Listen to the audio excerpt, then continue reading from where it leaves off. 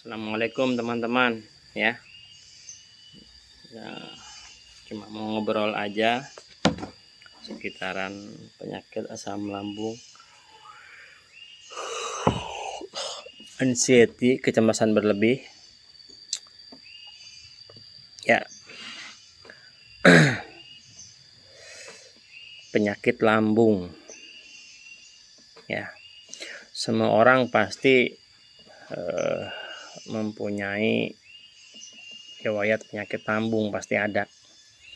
Nggak mungkin nggak mempunyai penyakit lambung. Kalau saya dulu waktu masih kuliah itu, kalau umpamanya tidak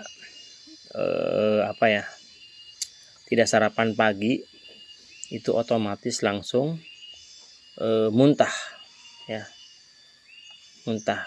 Jadi asam lambungnya naik.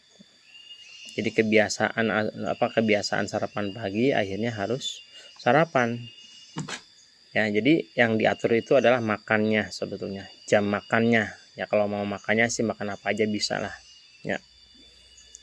Nah, lambat laun kemudian keadaan saya ini dengan kehidupan yang tidak normal, dalam arti semua pola pikir, pola hidup, dan pola makan saya tabrak. Maksudnya gimana? Begadang saya setiap hari selama 1 tahun. Jadi tidur itu setelah subuh, karena memang waktu itu kan zamannya corona. Makan setelah sebelum tidur saya makan dulu, baru tidur. Itu setiap pagi ya.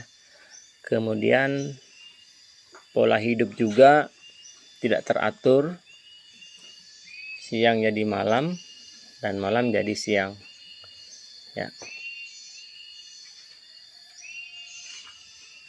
Di situ maka yang paling banyak itu adalah madorotnya. Kenapa saya bilang madorotnya? Karena emang kehidupan itu selalu berputar sesuai waktunya. Jadi jangan pernah menyepelekan waktu ya, waktu tidur, waktu makan, kemudian waktu berolahraga ya. Dari dulu saya pernah mengatakan sehat itu murah. Kenapa sehat itu murah? Karena orang untuk sehat itu cuman harus berolahraga, jalan kaki ya, jogging, kemudian bisa nge-gym dan lain-lain ya. Yang mahal itu adalah cara hidup kita yang tidak sehat, itu mahal ya. Jadi sehat itu murah, kalau mau cari penyakit itu mahal. Iya, begadang itu mahal menurut saya. Kenapa? Karena harus memerlukan biaya seperti rokok, kopi, dan lain-lain ya. Apalagi yang mahal, banyak ya. Kalau saya sekarang punya pemikiran begini, kalau saya sakit, saya terserang asam lambung tiba-tiba ya, seperti mual dan lain-lain, saya nggak pernah pakai obat dari rumah sakit atau obat kimia ya. Kalau saya mual kemudian lambung perih, saya cukup baca Al-Fatihah di segelas air hangat yang diberi garam sedikit saja, jangan terlalu asin, sedikit saja ya. Fungsinya untuk menetralkan asam lambung. Kalau saya seumpamanya badan kurang enak, saya pakai jalan kaki atau olahraga lari dan lain-lain.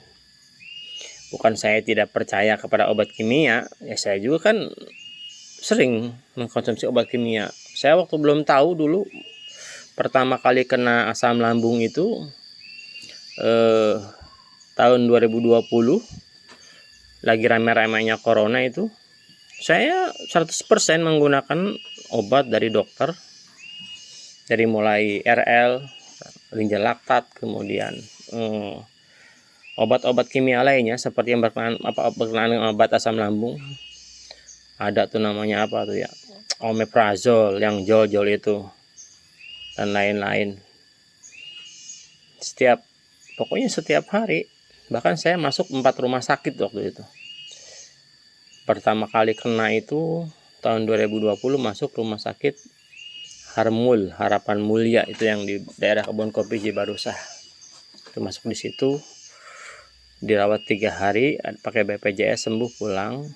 Dan di rumah akhirnya kambuh lagi, muntah lagi, dibawalah ke rumah sakit Medirosa. Nah di Medirosa ini, ya di sini banyak ini keluhannya, udah ketahuan lah gitu kan. Ya ternyata dari pikiran gitu, harus cek darah, cek urin dan lain-lain. Bahkan sesak napas kayak orang kena jantung, dada sakit, ya, kelojotan kayak orang kesurupan.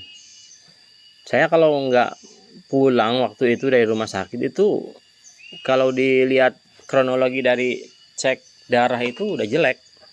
Bahkan dokter ketika melihat apa tuh ya, yang buat cek uretin ya, yang buat kalau uretinnya tinggi itu harus cuci darah katanya. Nauzubillah ya.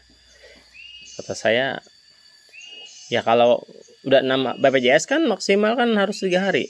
Saya lebih dari 3 hari, 6 hari saya baru bisa pulang. Itu juga saya maksa, saya minta pulang. Saya nggak mau ada penyakit yang lain gitu kan. Cukup saya paksakan, akhirnya saya pulang dengan kondisi badan yang masih sakit tahun 2020 itu. Sampai muntah-muntah, semalaman tidak tidur, 2 malam tidak tidur. Pokoknya kalau istri ngurusin saya udah repot dah. Udah sensitif, marah-marah, pengen pulang ke kampung, nggak mau tinggal di rumah sendiri, itu nggak mau, pengen di rumah orang tua, pengen diurus sama orang tua. Ya, tuh. Jadi penyakit ini penyakit apa ya? Ya 1001 kelakuan kayak bocah itu masih ada dulu. Ya, nggak dewasa. Egois, nyalah-nyalahin anak dan lain-lain. Tuh. Ya bahayanya penyakit ini. Hingga suatu ketika saya juga apa ya, tahu cara mengobatinya gitu. Ini nggak harus pakai obat kimia loh. Obat kimia itu tidak mengobati, hanya meredakan. Ketika saya sedang kambuh, mual, minum omeprazol, hilanglah apanya coba, mualnya dalam beberapa menit ya. Kemudian ketika efeknya hilang, itu dalam beberapa menit datang lagi malah tambah parah. Tuh, itu jahatnya obat kimia di situ. Saya pastikan obat kimia itu bukan mengobati ya, hanya meredakan. Tidak ada yang mengobati, nggak ada. Semua meredakan. Bahkan seluruh obat yang ada itu adalah di dalam tubuh kita, karena di dalam tubuh kita ini tersimpan imun yang kuat, yang bagus. Jadi bagaimana cara kitanya untuk menggunakannya gitu. Jadi ingat, separah apapun penyakit kita, kalau pikiran kita bagus, imun kita baik, pasti akan sembuh ya.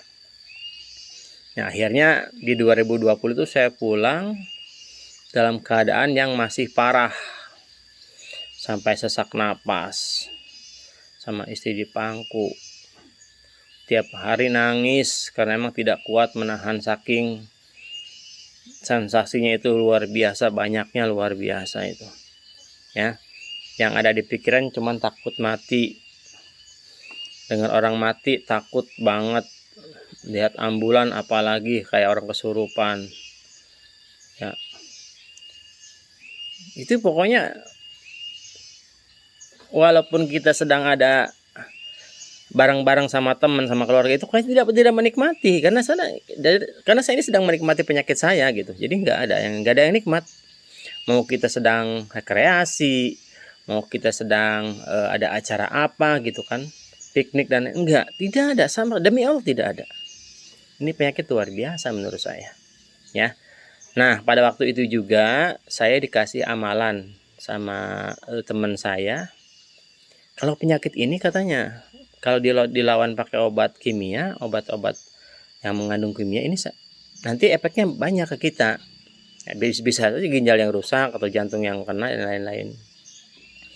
Makanya saya dihadapkannya dengan obat-obat, bukan obat-obat biasa, saya dikasih amalan zikrullah yang waktu itu saya dikasih sama temen.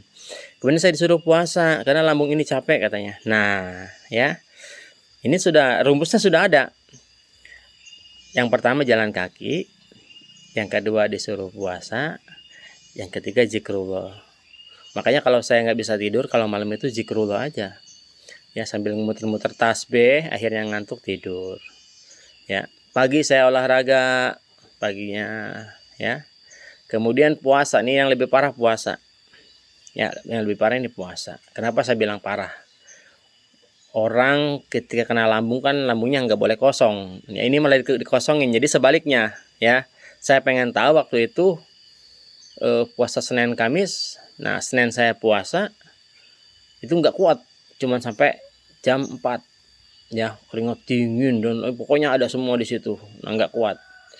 Pokoknya minta berbuka sama istri lah, minta disediain nasi, kemudian lauk sama air. Nah, saya coba lagi di puasa yang kedua, di hari Kamisnya. Alhamdulillah, ya. Itu kuat. Walaupun saya akui saya istilahnya kayak orang setengah mati lah. Ya, intinya kalau kamu sudah kuat gitu kan puasa, dalam tanda kutip kamu sedang parah-parahnya ya, kemudian kamu puasa. Kamu pertama nggak kuat wajar, kedua kali kamu kuat, di situ kamu sudah sembuh. Asli. Ya. Kalau kamu lagi parah-parahnya, terus kamu puasa, terus kamu kuat sampai sore, berarti kamu secara proses kamu sudah sembuh. Sudah sembuh itu. Ya. Dihajar lagi, sebulan kemudian masuk kepada bulan Ramadan. Makin sehat, makin sehat, makin sehat. Cuman kalau bulan Ramadan saya nggak olahraga, karena emang sudah badannya kurus, makan kurang itu kan nggak baik juga. Jadi saya sama sekali saya tidak lakukan olahraga karena cukup dengan berpuasa. Karena berpuasa juga sama menurunkan berat badan gitu kan. Tuh. Makanya kalau kamu yang sedang sakit lambung, anxiety, asam lambung, jangan mengeluh. Ya, jangan mengeluh. Karena mengeluh itu bukan solusi. Jadi cari obatnya. Obatnya di mana?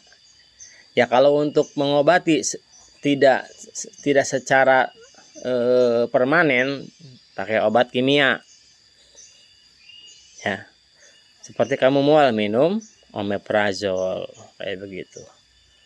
Gitu. Tapi kalau kamu ingin sembuh total semuanya, silahkan pakai cara saya yang pertama, yaitu tadi banyak olahraga. Lawan terus ya, jangan takut, keringat dingin, ayo jalan terus. Nggak bakal mati ini, nggak bakal. Itu hanya pikiran kita saja. Jadi pikiran kita dipengaruhi oleh penyakit gitu kan. Tuh, dan puasa, zikrullah. Ya. Nah, yang terakhir nih, yang obat yang paling ajaib menurut saya. Silahkan berbanyak bersodakoh ya. Ini kalian harus banyak sodakoh. Insya Allah ya, tidak spontan, semuanya harus ada proses. Lambat laun pasti penyakitnya akan sembuh. Saya nanti sambung lagi ya di lain kesempatan, karena hari ini saya mau mengajar. Itu saja dari saya. Kalau mau komen-komen boleh, silakan di komen, nanti saya kasih penjelasan. Kalau saya sih menurut realistis saya aja ya, yang sebenarnya saya alami gitu kan. Kalau untuk yang di luarnya saya kurang tahu. Pokoknya penyakit asam lambung itu nggak semuanya sama sih, beda-beda gitu kan. Ada yang kena ada yang ininya ini, terus di saya nggak ada, atau di saya ada, di yang lain juga nggak ada. Itu saja. Assalamualaikum warahmatullahi wabarakatuh.